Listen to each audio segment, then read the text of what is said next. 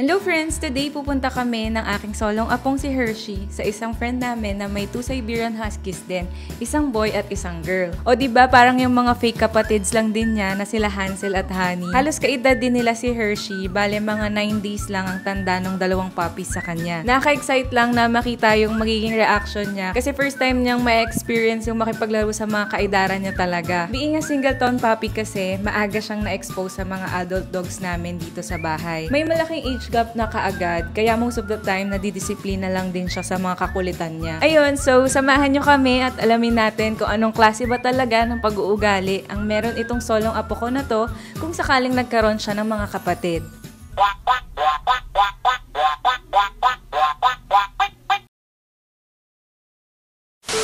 Siyempre, before kaming umalis, kailangan muna natin papritihin ng konti si Hershey kasi nakakahiya naman sa magiging kalaro niya doon. Hindi ko na muna talaga siya pinaliguan kasi alam naman natin kung ano mangyayari doon. Magdudumi lang. So, sayang. Kaya saktong pa-blow dry lang tayo ng hair niya para maging fluffy lalo at cute tignan.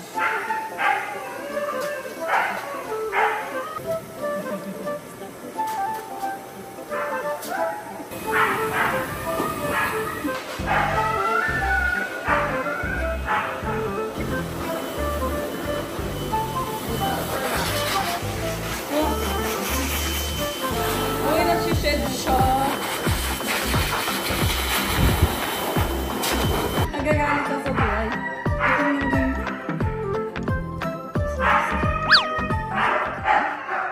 Nagagat.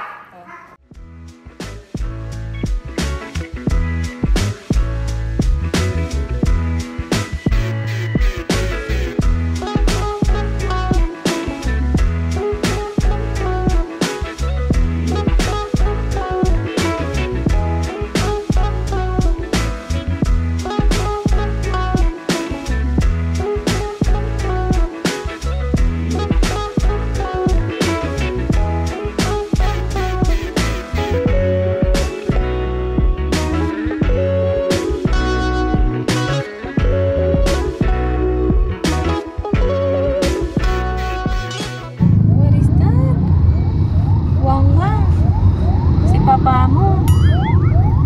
Hala. Ano yan, Mi?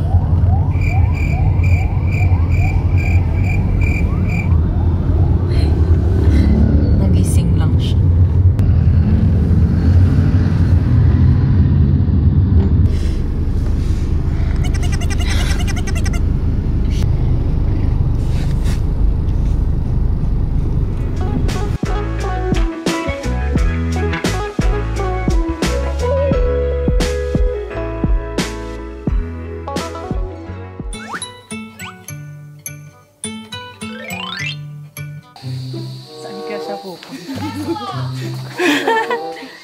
Hindi naman siguro. Ay, hello! Dito.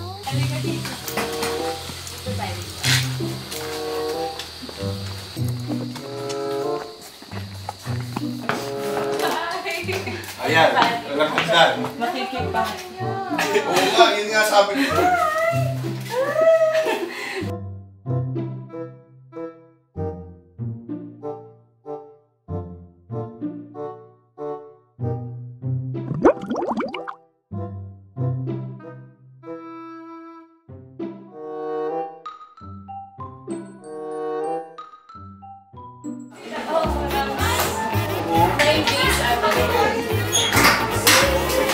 Sila eh. Start ng mag-ano.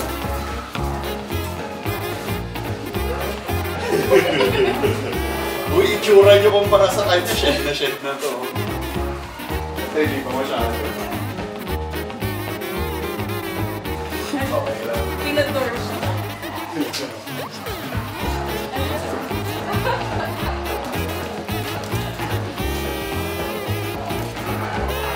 Parang nahiya ka. Parang di ka na naman dito sa atin.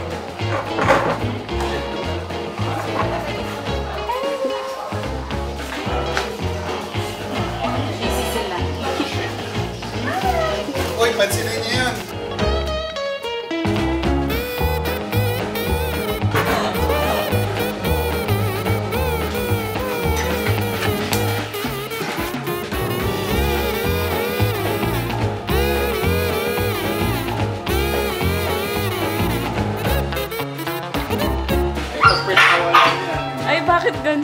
Naiilang pa siya.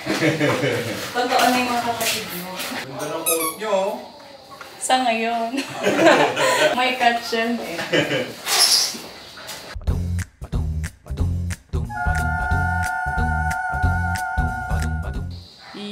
Ay, nakikipaglaro na siya. Oh. Hoy, dahan-dahan ka!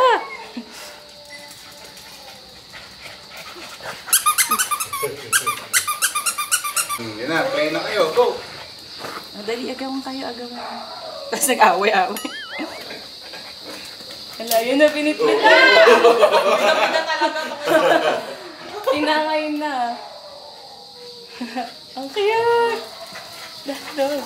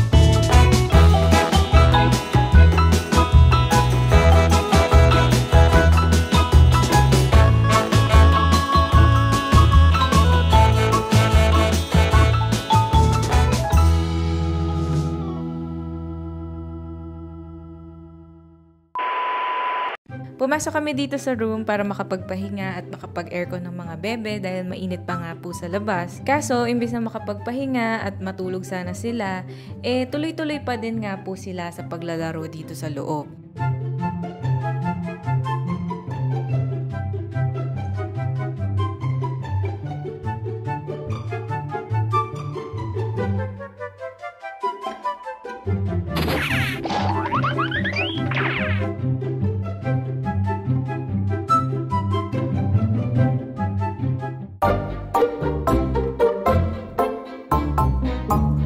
Nga pala na to na pinagsistayan din namin kanina, actually pinaparent din through Airbnb. They are located in Morong Rizal and kayang mag-accommodate ng 7 packs. Part ng experience ng pagstay dito is pwedeng maka-interact yung adult huskies nila. Meron din silang coffee shop sa nearby location. For more information, visit nyo lang po itong Facebook page nila.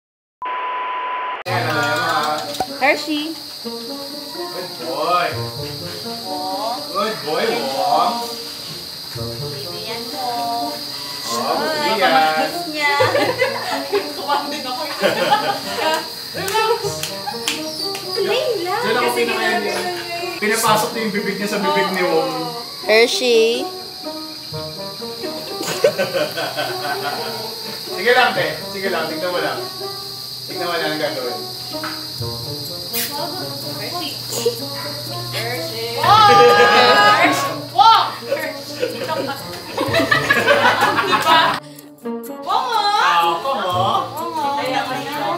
Hershey! Hershey! Hershey! Hershey! Ate, hawakan pa higi ha. Ingatan mo lang. Yan. Bilisan mo lang humata. Walang aasar. Aba! Aba! Aba! Aba! Ang lakas masyado ng tinotont niya. Hindi niya kakulay ko. Lolo, bakit? Diba? Ginaganyan na niya ba sila Henry? Lahat actually kinukulit niya. Hindi lang pwede sila mochi tsaka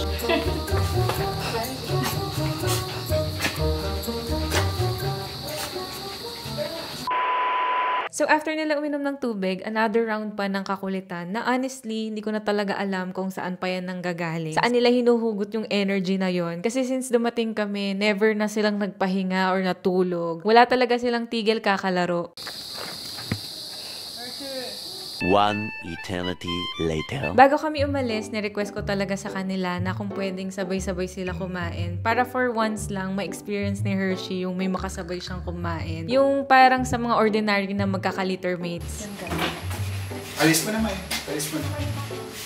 At ayun na nga, nakikiagaw na siya ng food nila. Napakatakaw talaga ng batang yan. Tama na, Hershey! Wala, mamamali na sa'yo. Magpapakit sa'yo yan. Ano? Gawa-gawa ng paraan, no?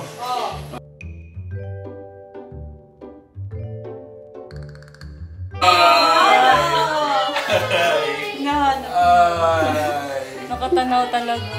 Wala ka ng kalaro.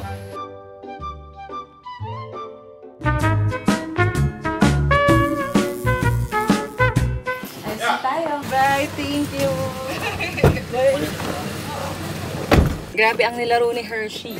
Hindi na pagod. Almost 4 hours na yun. Kung di lang kinuha yung mga kalaro niya, hindi siya titigil. Oh, magbabay ka na. Grabe po ang ginawa nito. Takbo-takbo doon. Nag-ano-ano sa basa. Nagulong-gulong. Importante, happy. Happy ba? Ang galing nyo. Akala ko matatakot. Konting takot lang tapos wala na. Bully na siya. Siya na yung leader. Mas matatanda yun sa kanya. So, yun lang po. We'll see you on our next video. Bye! Ang gat pa.